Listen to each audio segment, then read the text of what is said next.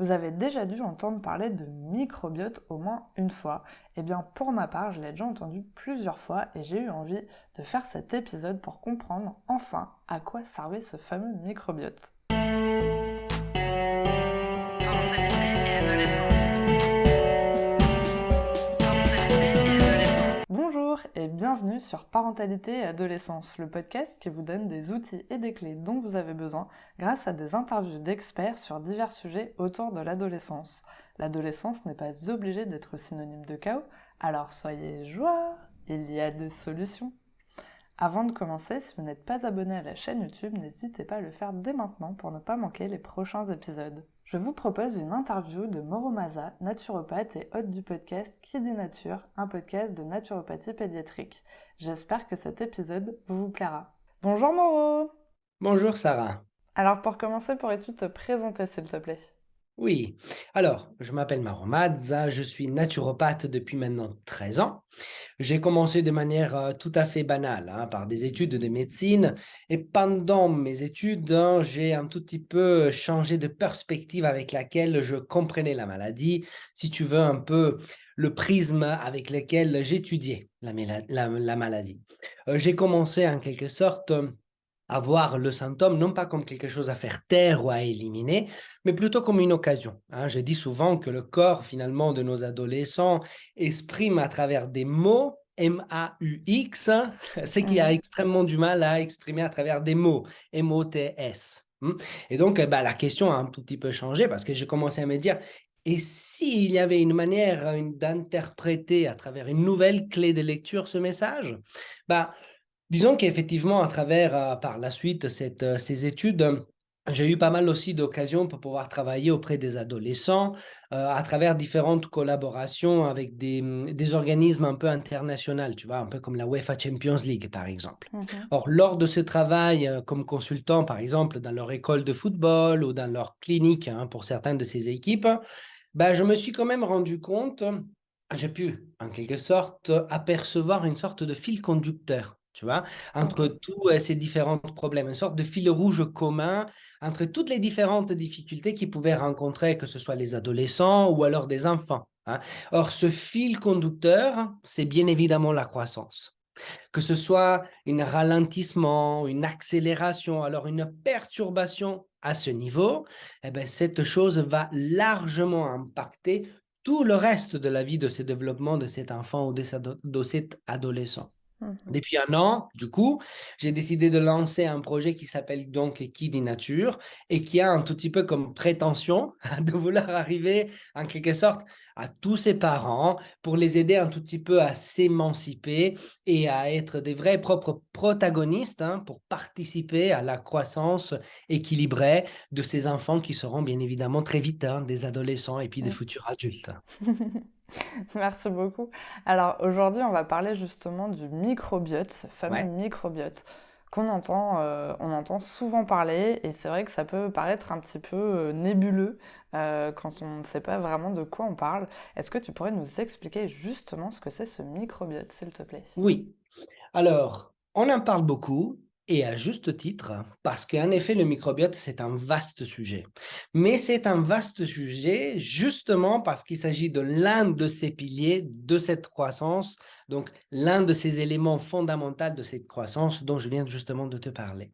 Alors, disons que pour essayer de simplifier les choses, pour essayer de faire en sorte qu'on ne soit pas les seuls qui y comprennent quelque chose aujourd'hui, je vais essayer d'expliquer ça de manière un peu pragmatique, hein, une Mhm. manière un tout petit peu amusante. Je trouve, hein, que moi et toi, on a la grande chance de pouvoir parler aux parents, à ces professionnels, ou disons à tous ces gens qui côtoient en quelque sorte les adolescents et les enfants. Du Mhm. coup, permets-moi d'estimer que ça sert strictement à rien de se perdre dans des divagations scientifiques, que l'on se gargarise avec des termes beaucoup trop techniques. Oui. Je fais le choix plutôt d'utiliser des analogies, de métaphores, de manière à prendre justement cet argument qui est le microbiote et qui est un argument extrêmement complexe et le rendre bien plus accessible. Disons que le but, hein, que j'aimerais, c'est que les gens ils arrivent en quelque sorte à se le représenter dans l'esprit. OK? Mhm. C'est Or, parfait. ceci ne signifie pas qu'on ne peut pas être précis, hein, bien au Mhm. contraire. Donc, lorsque l'on parle effectivement d'un microbiote qui est défini aussi parfois flore microbienne ou microbiome, eh bien, on est en train, en quelque sorte, de parler de tout cet ensemble de micro-organismes qui peuplent un environnement donné.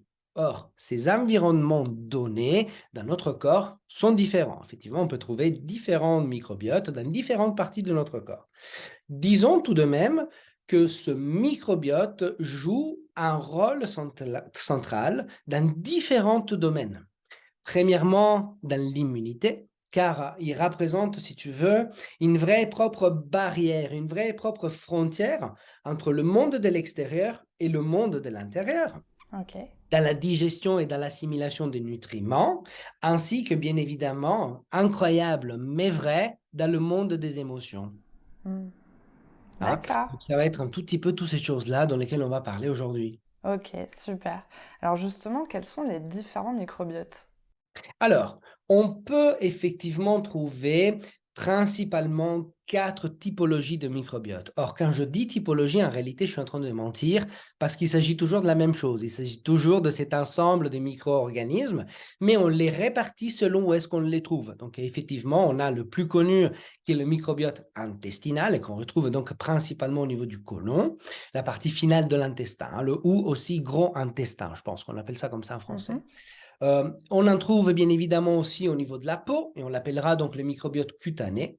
Pour ce qui concerne les filles, on en a aussi, enfin, vous en avez également au niveau vaginal, et puis on en a un également au niveau oral. Or, moi, je pense, en réalité, qu'on parle de la bouche, mais aujourd'hui, on est de plus en plus en train de découvrir, puis va beaucoup plus bas, hein, on en a aussi au niveau de l'œsophage. Donc, moi, je te définirais plutôt ça comme un microbiote de la sphère ORL, hein, c'est beaucoup plus correct. Ok. Alors, disons que chacun de ces microbiotes comprend des milliards de bactéries, de virus, hein, de champignons et tout un autre tas de micro-organismes.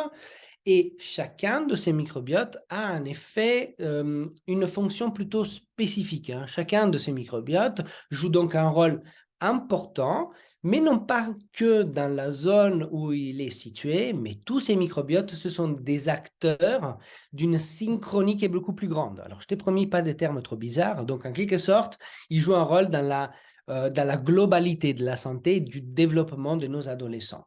Quel est D'accord. le souci? C'est qu'effectivement, quand on parle de microbiote, on bute immédiatement sur une science nouvelle, hein. C'est finalement quelque chose qui est en pleine explosion d'intérêt scientifique et jusqu'à présent, on s'en occupait, enfin, il y a quelques années, on ne s'en occupait pas vraiment. Alors qu'on sait, par exemple, aujourd'hui, on fait des découvertes extraordinaires, hein. Je t'en donne une comme ça, sans me vouloir divaguer trop, hein, parce que sinon on va en parler pendant 4 jours. Mais par exemple, dans le bébé à venir qui se trouve, par exemple, dans la placenta, alors on pensait que la placenta de la maman, c'était un environnement totalement stérile. Or, aujourd'hui, on sait que c'est tout à fait faux et on est en train de découvrir que le microbiote du bébé à venir va dépendre de manière très étroite de le microbiote oral de la maman. Donc, tu vois, il y a des connexions comme ça qui sont en train de faire et qui sont en train effectivement de révolutionner complètement aussi l'approche que nous pouvons avoir à la santé globale. Si Hmm. avant on pensait par exemple que la génétique, c'était comme une épée de Damoclès qu'on porte sur la tête, hein. On est dans une famille de gens en surpoids, et bien je suis prédestiné à être en surpoids. Aujourd'hui, à travers des disciplines comme par exemple l'épigénétique, eh bien, on sait que la génétique n'est rien d'autre qu'un tour de cartes, tu vois, comme au poker. Hmm. On peut gagner avec un 7 et un 2 si on est un bon bluffeur, ou alors on peut perdre avec un couple d'as si on est très mauvais. Tu vois? Or, en réalité, ce que ce sont nos actions semblent être de plus en plus intéressantes parce que plus fortes que la génétique qu'il y a derrière. Alors, tu vois, c'est une nouvelle science, on n'en sait pas beaucoup. Et donc, pour le coup, ça va être un tout petit peu, à mon avis, ça va être, à mon avis, très important qu'on soit le plus, comment je pourrais dire, simple dans nos explications pour justement éviter que les gens ils s'y perdent. Hmm, hmm. Alors justement, à quoi ça sert d'avoir un bon microbiote? Est-ce que finalement on peut contrôler son microbiote? Alors, oui, tout à fait. Il s'agit en réalité de une seule question, mais qui a des nuances qui nous amènent à deux réponses complètement différentes. Mhm. Alors, en effet, est-ce qu'on peut contrôler le microbiote? Oui, mais pas que à l'instant T. En réalité, on sait, comme je te disais par exemple tout à l'heure, la flore buccale de la maman va définir la qualité du microbiote, par exemple intestinal du bébé à venir. Donc, il y a une question de temporalité. Il y a par exemple, moi, dans les consultations en ligne, ce que je fais, c'est que je questionne énormément, par exemple, les parents sur comment ça s'est passé la grossesse, comment ça s'est passé l'accouchement, comment ils se sont passés les premières 18 mois de vie. Parce que là-dedans, on peut souvent trouver comme des triggers, donc des points de déclenchement qui peuvent tout à fait expliquer ce fameux message dont on parlait tout à l'heure, mais qui se manifeste et qui s'exprime bien d'années plus tard. Alors ça, Ok. c'est une première dimension. De l'autre côté, effectivement, un microbiote, selon là où il se situe, va avoir des actions tout à fait différentes. Alors, par exemple, si on prend le microbiote cutané, celui-ci va jouer un rôle très important dans la protection de la peau, par exemple contre des infections et des maladies inflammatoires.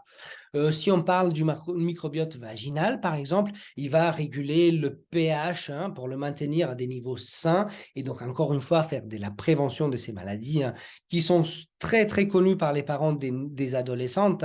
Et puis également tout ce qui est la sphère orale, la prévention des maladies des gencives ou de caries. Disons que le rôle majeur est quand même représenté par le microbiote intestinal. Il se situe dans l'intestin et il joue un rôle qui est extrêmement complexe. Moi, je m'amuse souvent à dire que c'est un tout petit peu comme une zone de frontière, un rôle double casquette. Pourquoi? Parce qu'à la fois, il va s'occuper de tout ce qui va rentrer à l'intérieur. Et donc, on pourrait parler de la digestion, de l'assimilation, en règle générale. Et donc, c'est grâce à un bon microbiote que ce que nos adolescents vont manger va réussir ou pas à arriver à destination. Et donc, ce n'est plus vrai que nous sommes ce que nous mangeons. Malheureusement, nous sommes ce que nous réussissons à assimiler, chose qui est tout à fait différente et qui dépend principalement justement du microbiote. Et puis, par la suite, évidemment, à tout ce qui est l'aspect, si tu veux, un peu plus métabolique et donc la gestion de l'énergie. Pour faire simple, quand on parle de gestion d'énergie, on parle de quoi?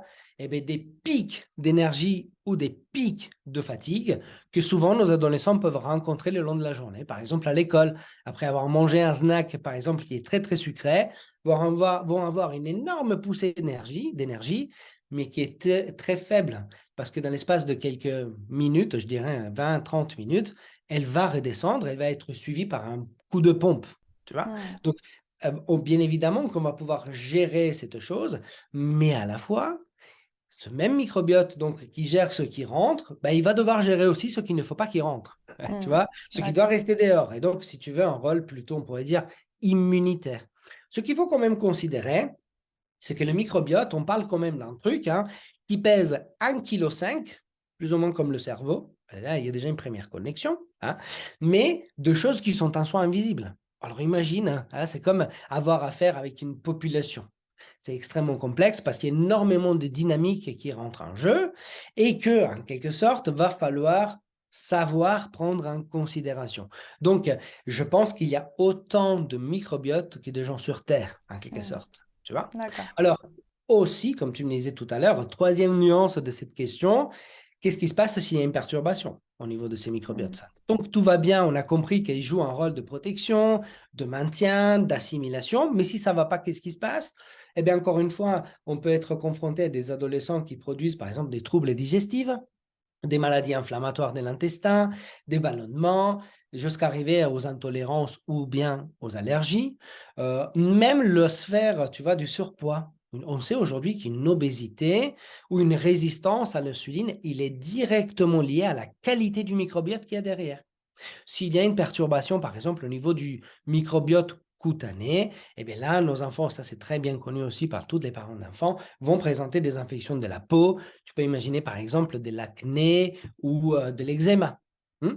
Alors, ce qui est important également à savoir, c'est que le rôle du microbiote ne s'arrête pas là. C'est incroyable, hein? Et en quelque sorte, il joue un rôle incroyable dans le monde des émotions. Alors, tu sais, moi, je m'amuse souvent à expliquer ça pour avoir et m'être tapé quand même quelques cours de neurologie dans le passé. Je préfère définir les émotions comme si c'était des cocktails. Tu vois? C'est très parlant. Pourquoi? Parce que si Finalement, on définit un cocktail, donc une recette d'un mélange de différents ingrédients. Et bien, on se rend compte que pour les émotions, c'est exactement pareil. C'est juste qu'au lieu d'être des alcools forts ou des softs, eh bien, on parle de neurotransmetteurs. Alors, tout de suite, ça met un frein en jeu. Ce sont des mots qui ne plaisent pas, ça. Mm. Alors, quand on parle de cocktail, c'est beaucoup plus simple. Pourquoi? Parce que si une émotion est alors un cocktail, ben alors là, on pourrait se demander qui est le barman, où est-ce qu'on a les stocks. Hey. Alors, le barman, c'est facile à comprendre, hein. C'est ce que moi j'appelle le bureau de complications d'affaires simples. C'est bien évidemment le cerveau qui se fait tous les mélanges. Pourtant, les stocks de ces ingrédients-là se font pour la plupart, et puis surtout pour ceux qui concernent les émotions plaisantes, ok, au niveau du côlon. Ça veut dire quoi? Ça veut dire que le 95% de la sérotonine produite dans le corps, elle est produite dans l'intestin, même si elle est utilisée dans le cerveau, que là, par exemple, la dopamine, donc l'hormone du contrôle, le fait de se sentir motivé, discipliné, etc., etc. C'est très important pendant les études. Encore une fois, au 80%, elle est produite au niveau de l'intestin. L'oxytocine, le fait de se sentir en paix avec le monde, aimer les autres, etc., etc. Il me semble autour de 60% produite encore une fois dans l'intestin. En quelque sorte, pour la faire brève, qu'est-ce que je suis en train de te dire? Je suis en train de te dire que si c'est ta fête d'anniversaire, tu invites tes amis, ok? Mais tu n'as plus de rhum dans ton KGB, eh bien, ils n'auront pas de mojito, hein. Tu peux les piéger autant que tu veux, soit par des techniques comment je pourrais dire, de gestion émotionnelle, de la méditation, de la sophrologie, de l'hypnose, hein. On s'acharne souvent sur nos ados sans considérer que peut-être il y a une carence, mais au niveau biologique, rien à voir avec la psychologie. Et Mm. justement, c'est là où plus la science avance, plus on revient aux bases et aux sources des choses. Parce que moi, en première ligne, je suis désolé, mais c'est vrai, quand j'étais à la fac de médecine, moi aussi, je me moquais des Chinois qui disaient que notre première cerveau est l'intestin. Alors qu'aujourd'hui, on est en train de le découvrir. Parce qu'en Mm. quelque sorte, c'est ce que nous sommes en train de dire. Alors, en quelque sorte, si tu veux, je pense qu'il est très important qu'en tant que parents, l'on s'occupe de nos adolescents et de leur équilibre au niveau du microbiote, parce que c'est en quelque sorte leur assurer également un développement sain et un équilibre émotionnel. Mm. Du coup, moi, donc c'est hyper intéressant, merci beaucoup, ça permet de vraiment mieux comprendre comment ça fonctionne. Mais du coup, je me mets à la place des personnes qui nous écoutent. Donc on a compris ce que c'était un microbiote et comment ça fonctionnait. Mais du coup, à son niveau à soi ou pour son enfant, comment on sait finalement ce qu'on doit manger ou ce qu'on doit faire? Parce que souvent, tu vois, on peut entendre parler de compléments alimentaires, ou tu vois, quand tu parles de carence, on se dit peut-être qu'il faut que je prenne une cure de magnésium parce que je ne sais pas, il y a un truc qui va pas. Enfin voilà, comment finalement on arrive à savoir ce qu'on doit faire pour soi, quoi. Ouais. Alors effectivement, c'est une question assez complexe parce que à chaque adolescent, un point de départ qui est différent. Tu vois, tu faisais un exemple que c'est quelque chose de très intelligent. Pourquoi? Parce que beaucoup de mamans, ils se disent, il a des crampes, il a des douleurs de croissance, je vais lui donner des sels minéraux. Pourtant, peut-être que son alimentation est déjà pleine de ces sels minéraux, mais son microbiote ne permet pas une intégration, une bonne assimilation. Or, tu sais, un microbiote qui est dysfonctionnel, on appellerait ça une dysbiose, tu vois, mais un microbiote qui n'est plus équilibré, il ne sera pas capable d'assimiler le magnésium d'une pilule, tout comme il n'est pas capable de l'assimiler dans un produit, entre guillemets, naturel, ou un produit D'accord. alimentaire, tu vois. Donc, le problème reste le même. C'est pour ça qu'à mon avis, beaucoup trop de parents sont effectivement confrontés à des conseils un peu passe-partout et qui tombent très facilement dans la banalité. Qu'est-ce qu'on va leur dire à ces parents? Qu'il faut qu'ils aident leur adolescent à manger sain? Mais bien sûr, ils le savaient déjà. Qu'il faut limiter l'utilisation des antibiotiques, ça aussi on le sait déjà. Qu'il faut pousser leur enfant, leur adolescent à avoir une bonne hygiène de vie, bon courage, tu vois. Donc, à mon avis, il faut qu'on simplifie. À mon avis, il faut qu'on soit le plus pragmatique possible. Alors, il y a, à mon avis, un équilibre à trouver entre bon science et bon sens, tu vois. Mm. L'équilibre, il faut le trouver. Alors, moi, je pense à trois conseils principaux qui s'adaptent plus ou moins à tous les points de départ, hein, et que n'importe quel parent qui va nous écouter ou nous regarder aujourd'hui va pouvoir prendre en compte dès demain, tu vois. Mhm. Alors, principalement, à mon avis, il faut s'occuper de la plus grande carence qui passe en sourdine, hein, très silencieuse, auquel tout le monde est confronté, surtout les adolescents, qui est une carence au niveau des fibres. Pourquoi les fibres? Parce qu'il s'agit de la nourriture pour ces fameuses bactéries qui composent le microbiote. Alors, à ces niveaux-là, je conseille toujours en consultation de l'ispagoule, qui est appelé aussi du psyllium blond, qui à travers 2 capsules par jour, hein, donc c'est quelque chose de tout à fait facile même pour un adolescent, ben, il va venir vraiment nourrir toutes ces populations bactériennes. Deuxième chose qu'il faudrait faire, c'est bien évidemment intégrer des probiotiques, mais alors encore là, si on veut vraiment être un peu pointilleux, moi je dirais qu'il faudrait vraiment trouver des probiotiques un peu spécifiques à chaque adolescent. Est-ce que ce sont des probiotiques qui vont plutôt stimuler la fonction immunitaire, par exemple? Est-ce qu'on parle de probiotiques pour réussir à stimuler la fonction d'assimilation, ou alors des probiotiques anti-inflammatoires qui peuvent régler les émotions, par exemple? Mm. Et puis, en troisième instance, s'il y avait un seul choix alimentaire à faire pour gérer le microbiote de nos adolescents, il faut faire la guerre au sucre. Et quand je parle de sucre, bien évidemment, je parle de l'aliment préféré des adolescents, hein. Le sucre est l'aliment préféré et le plus présent dans l'alimentation des adolescents. Or, tu sais, il n'y a pas que les bonbons, il n'y a pas que les sodas, il n'y a pas que les desserts qui en contiennent, hein. Quand on parle de sucre, on parle également de féculents, on parle également de tous ces produits à base de farine et qui en contiennent en moyenne aux 60-70%.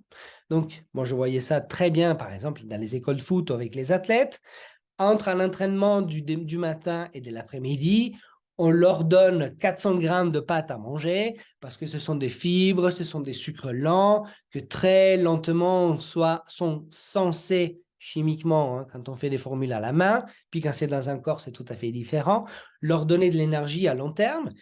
In fine, ils sont en train de manger le 70% de ce qu'ils sont en train de manger, ce n'est que du sucre. Et donc, au final, on voit que les effets inflammatoires à répétition se produisent. Donc, première chose, pour moi, et seule grande règle, c'est la sensibilisation de nos adolescents à ces problématiques pour pouvoir leur permettre de mieux gérer le sucre. Après, par la suite, bien évidemment, on peut adapter l'alimentation, on peut faire un travail au niveau de la micronutrition, macronutrition. Mais là, on va tomber immédiatement sur de la technicité que les parents vont avoir extrêmement du mal à maîtriser, non pas parce qu'ils sont stupides, hein, mais c'est très difficile d'avoir la réalité sur ce qui est le point de départ de nos enfants. Alors là, bien évidemment, il va falloir se référer à quelqu'un qui soit un peu agile, hein, dans cette chose-là, qui à travers une anamnèse serait capable plus ou moins de définir ce point de départ et d'adapter une cure par la suite. Mm. D'accord.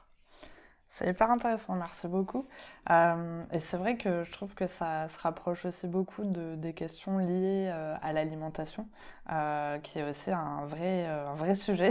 Bah Parce oui, que maintenant, on a tellement d'informations qu'on ne sait plus quoi manger, comment manger, ce qu'on doit prendre, ce qu'on ne doit pas prendre. Et effectivement, comme tu le disais tout à l'heure, et j'ai trouvé ça assez intéressant, de dire que finalement, il y a autant de microbiotes que de personnes. Parce que du coup, bah, on peut se dire, ah bah tiens, un tel a arrêté de manger tel aliment ou telle chose, et du coup, bah, je vais faire pareil parce que ça a l'air de bien marcher. Et en fait, finalement, peut-être que sur nous, ça n'a pas du tout le même effet.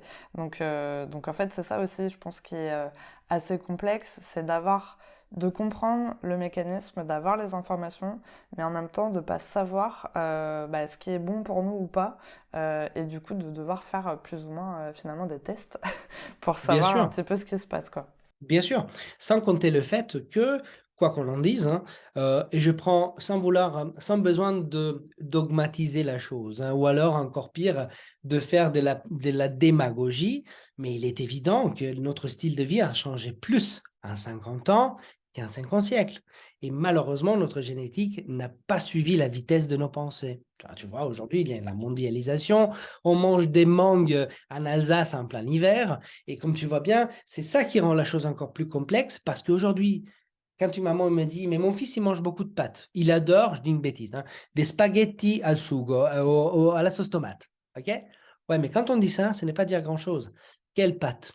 Quelle sauce tomate? De quelle origine? Industrielle, faite maison, par des tomates de conserve, tomates qui étaient de saison ou pas de saison. Enfin, tu vois, les nuances. En fait, on a été à la recherche d'un confort, parce que tu sais, nos grands-parents, il y a 70 ans, ils n'avaient pas le frigo, hein. Il Mm. n'existait pas. Alors, tu te rends compte qu'est-ce qui a changé entre-temps, hein? Or, ce qui est vrai, c'est que on y perd tout de suite la pédale. On a été chercher un confort qui nous a amené un problème très complexe aujourd'hui, hein. L'un parmi tous, par exemple, ce sont les allergies. Ils ont fait x10 dans l'espace de 20 ans. Et je lisais récemment par les revues de l'Ordre des médecins que l'OMS estime que dans les prochaines années, on risquerait d'avoir une population mondiale aux 50% allergique. Moi, je dirais allergisée. OK? Or, quelle est l'idée? C'est qu'effectivement, le problème est toujours cela. Plus on va voir quelque chose de précis, plus on complexifie la situation. Pour moi, il est important aujourd'hui que justement les parents puissent avoir des lignes guides pour pouvoir permettre de, si tu veux, limiter la casse. Et rien que cette limitation de casse va déjà permettre une remise en route de plein de mécanismes positifs dans le corps de nos adolescents et qui vont par la suite évidemment changer les choses. Et l'idée, c'est quoi? L'idée, c'est que c'est un peu comme le sport. L'idée, ce n'est pas tout faire. L'idée, c'est de mieux faire. Tu vois? Mm. Même s'il s'agit de faire moins, même s'il s'agit d'enlever. Le plus souvent, dans l'alimentation, il faut enlever, hein, plutôt que sélectionner. Enfin, ou alors sélectionner. Mais bon, Ouais. ça, c'est un autre, ça, c'est un autre discours. Mm. Et du coup, j'ai une question qui me vient, c'est vrai que je t'ai pas posé cette question. Est-ce que le microbiote évolue au fil du temps? C'est-à-dire que quand tu es un enfant, un ado, un adulte, et puis après une personne âgée, est-ce que c'est toujours le même microbiote ou il y a une évolution un petit peu Non, en effet. Alors, encore une fois, question simple qui n'en est pas une. Alors, mais moi, ce sont mes préférés, hein. Euh, alors, l'idée, c'est quoi? Alors, il y a un développement du microbiote. On sait, en règle générale, hein, encore une fois, hein, si quelqu'un va voir cette vidéo dans 2 ans, probablement, il nous entendra dire n'importe quoi. Pourquoi? Parce qu'entre-temps, peut-être les recherches scientifiques vont nous faire mentir. Et ils auront certainement évolué. Mais on sait plus ou moins aujourd'hui que le microbiote se développe dans les premières 24 mois de la vie d'un enfant. Donc, ces 24 premiers mois sont donc fondamentaux dans un correct développement. Mais ce qui est vrai, c'est qu'il n'y a pas de législation dans le corps humain. C'est un corps qui est vivant et qui change et qui est en perpétuel contact avec le monde extérieur. Ce qui veut dire qu'effectivement, il y a des facteurs qui peuvent, tout comme il y a des facteurs qui peuvent l'améliorer, eh bien, il y a plein de facteurs qui peuvent, à fur et à mesure, le détruire. Ce que j'ai dit souvent, et je me rattache un peu à la notion de l'épigénétique de tout à l'heure, on peut naître avec une génétique de dingue et mourir à 30 ans de sexe, drogue et rock'n'roll, ou alors on peut naître avec une génétique un peu moyenne, mais par le biais de nos styles de vie, des choix que nous faisons, finalement mener une vie qui est tout à fait correcte. Alors, le microbiote, effectivement, change énormément, peut être impacté, par exemple, par les émotions, par le style de vie alimentaire, mais même tout simplement par un voyage. Quand on est confronté, qu'on part, par exemple, moi je suis parti avec les Médecins Sans Frontières en Afrique. Et bien, quand je suis arrivé là-bas, je n'avais encore touché ni à l'eau ni à la nourriture et déjà ça allait mal. Pourquoi? Parce qu'il y a l'air. On est au contact. Alors, s'il y a au moins une chose que le Covid nous a expliqué, c'est l'immunité de groupe. Si on pouvait s'observer au microscope, on verrait qu'autour de nous, on a tout un halo de bactéries volantes qu'on interrespire les uns avec les autres et qui va venir modifier effectivement ce microbiote. Donc oui, il y a une évolution qui peut se faire et bien heureusement parce que sinon ça veut dire que si même de bonne conscience ou de manière, excuse-moi, j'ai perdu le mot moi aussi, forte, forte, heureusement, on peut intervenir sur ce microbiote parce que si à un âge, lorsque nos enfants ils étaient en bas âge, on a fait des erreurs même de manière bienveillante, ça veut dire qu'ils seraient prédestinés tout le reste de leur vie à souffrir, Mm. chose que ce n'est pas le cas. On peut mettre la main là-dessus, tout à Mm. fait. Okay. D'accord. Surtout chez les adolescents, je dirais les enfants, parce que pour moi, biologiquement, ça reste des enfants. Je Mm. m'excuse, hein, s'il y a des adolescents, ils ne m'en veulent pas. Mais surtout, je dirais au niveau des enfants, pourquoi? Parce que toute la charge vitale, elle est là. Mm. Et donc, eh ben, ils ont de l'énergie à disposition pour pouvoir créer un changement. Quand on commence à avoir mon âge, c'est déjà plus compliqué. Pourtant, je ne suis pas vieux, hein. Du coup, est-ce que peut-être tu as des ressources à nous partager sur le sujet du microbiote? Je sais pas, peut-être des livres, des sites ou voilà, des choses Oui, un petit peu qui peuvent alors, être intéressantes. comme je te disais tout à l'heure, c'est compliqué. Pourquoi? Parce que c'est encore une fois l'intérêt scientifique est quelque chose qui s'est développé de manière très récente. Et bizarrement, même s'il s'agit d'un microbiote, on en a parlé de sphère ORL, on a parlé d'intestin, de peau, de vagin, eh ben non, ce sont les neurosciences qui s'en intéressent. Ok. Tu vois? Et donc, quand on parle de neurosciences, on parle de certaines disciplines dans lesquelles très rapidement on tombe sur des technicités ou des choses qui sont un tout petit peu, si tu veux, réservées à une population un peu avertie. Mais malgré tout, fort heureusement, il y a des gens qui se prêtent à l'exercice de la vulgarisation. Tu vois? Alors, à ce niveau-là, je te dirais qu'il y a principalement deux livres dans lesquels, si par exemple tu me demandais si je veux m'en faire une culture, qu'est-ce que tu me conseillerais? Alors, premièrement, j'aurais un livre de Julia Henders, qui est un médecin plus s'il est autrichienne ou elle est allemande, je pense que c'est un médecin allemand et qui offre une introduction tout à fait accessible et assez humoristique aussi à ce sujet, fascinant qui est le microbiote et le titre du livre est Le charme discret de l'intestin.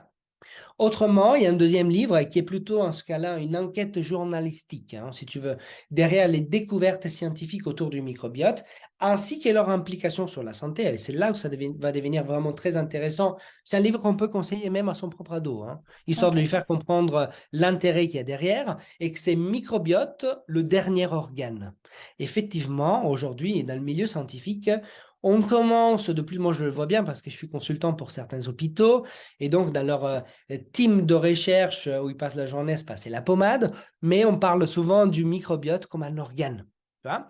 Un vrai et propre organe avec des fonctions très particulières. Et c'est ça qui va être intéressant, surtout au niveau des adolescents. Pourquoi? Parce que c'est pile à ce moment-là de leurs existences qui peuvent développer tous ces mécanismes, ces habitudes saines pour développer dans le temps un microbiote qui soit solide pour leur âge adulte. Hmm. Ça, comme tu l'as déjà compris, ça va avoir surtout un impact extrêmement important sur ce qui est aussi leur interprétation du monde, comment ils vont le recevoir émotionnellement parlant. Alors, je te promets, j'ai vraiment fait une petite recherche par rapport à ces textes, mais vraiment, on tombe tout de suite dans des errances physiologico-pathologiques dont lesquelles les gens ils n'ont absolument pas besoin. Moi, je trouve vraiment que ces deux textes sont une première abord, une porte d'entrée. Je ne pense pas non plus que les parents ils aient besoin à chaque fois de devenir médecins pour aider leurs propres enfants. Parfois, avoir des lignes guides, parfois avoir une espèce de vision générale nous permet justement de ne pas perdre le sens de ce que nous sommes en train de faire. On voit très bien ça aujourd'hui dans la médecine. On est de plus en plus spécialisé, mais être spécialisé, ça veut dire connaître parfaitement un morceau du puzzle. Et on a parfaitement perdu la vision d'ensemble. Tu vois? Donc, ces deux tests-là, moi, il me semblaient un bon point de départ. Super, bah, merci beaucoup. Alors, tu nous as donné plein de messages, mais je vais quand même te poser la question que je pose à tous les invités du podcast. Ouais. As-tu un message à transmettre aux personnes qui nous écoutent aujourd'hui? Alors, je ne sais pas si te remercier ou pas de cette question, mais je vais la prendre un peu large, si tu veux le bien. Vas-y. D'accord? Mais promis, je vais rester quand même synthétique. Alors déjà, ce qu'il faut considérer, c'est qu'on parle à des parents ou à des gens qui côtoient des adolescents. Permets-moi de te dire ça avec une bêtise, quand on parle d'adolescence, quand on parle de microbiote pendant l'adolescence, c'est carrément la merde. OK? Ou alors, si tu préfères, on peut dire que c'est compliqué. Pourquoi? Parce que c'est une période de vie extrêmement difficile. Enfin, difficile biologiquement parlant, Puis dans la vie de tous les jours, ça n'est pas facile non plus. Mais disons que le corps de nos adolescents, ainsi que leur microbiote, va être largement impacté par plein de raisons ou de facteurs qui viennent se rajouter à fur et à mesure. Je te fais penser par exemple aux changements hormonaux, l'oestrogène, les testostérones qui augmentent, par exemple, ben oui, ça va avoir un impact et pas des moindres au niveau du microbiote, par exemple, de l'intestin ou cutanées. Nombreux sont les adolescents qui rencontrent des problèmes au niveau du transit ou alors acné et eczéma. Voilà pourquoi. Il y a bien évidemment cette alimentation et ce mode de vie qui, en règle générale, n'est pas extra chez les adolescents, sans vouloir faire de la petite psychologie du développement, hein, mais on se comprend, sans parler des médicaments qui sont utilisés par la suite pour pallier à ces problématiques-là. Alors c'est compliqué, moi je trouve, et il faut considérer le fait que ce message à donner est porté à des personnes qui sont en train de vivre quelque chose de compliqué, tu vois, ou en tout cas de particulier. Et donc c'est difficile. Facile tomber dans cette position, tu sais, un peu de maître surélevé qui va faire, comment on dit ça, pardon, j'ai perdu le mot. C'est très facile de se mettre dans une position où on fait culpabiliser les gens. Beaucoup trop facile et ça n'a jamais amené à des résultats. Regarde les photos dégueulasses sur les paquets de cigarettes, regarde le fait qu'ils augmentent leur prix. Ça n'a pas servi à faire diminuer le nombre de fumeurs. À mon avis, dans la santé, c'est exactement pareil dans tous les domaines. Alors, si j'avais un seul message à donner pour partager, si tu veux, un tout petit peu de mon expérience, surtout clinique auprès des adolescents. Ah, tu sais, quand on travaille pour la UEFA Champions League, on a affaire avec des centaines d'enfants par jour, parce que ça arrive par groupe, c'est n'importe quoi. Donc, un minimum d'expérience quand même à partager, c'est que je trouve qu'aujourd'hui, peut-être beaucoup plus qu'avant, on prétend beaucoup de nos jeunes. On prétend beaucoup et parfois sans se préoccuper si nous sommes vraiment en train de les mettre en condition de pouvoir performer, tu vois. On prétend beaucoup d'eux à la maison, on prétend beaucoup d'eux à l'école, hein, ou dans le sport. Sauf que, est-ce qu'on est en train de les aider?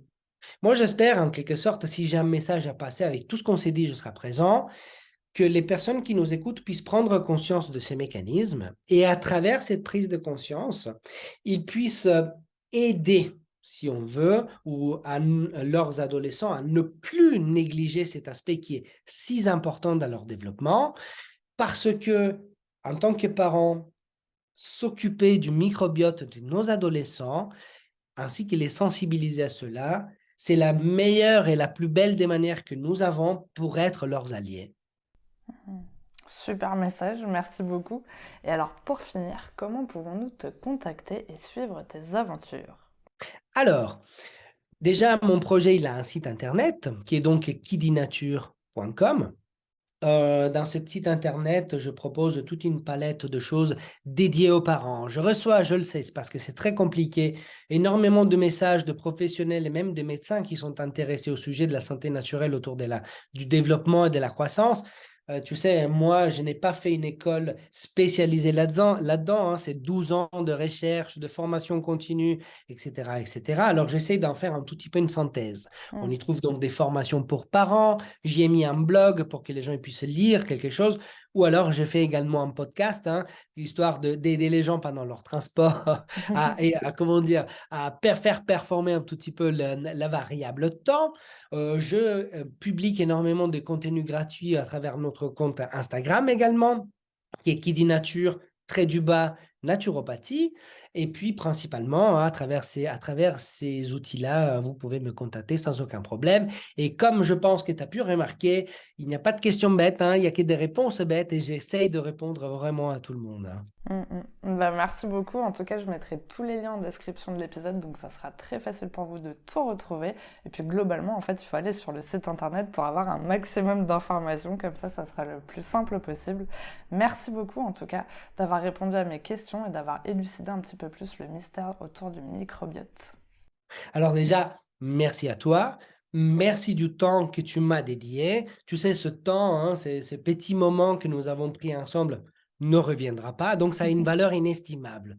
Faisons au moins tous en sorte qu'il soit utile pour tout le monde. Merci beaucoup. Merci d'avoir regardé la vidéo jusqu'au bout, j'espère qu'elle vous a plu. N'hésitez pas à la partager autour de vous et on se retrouve la semaine prochaine pour un nouvel épisode. À bientôt.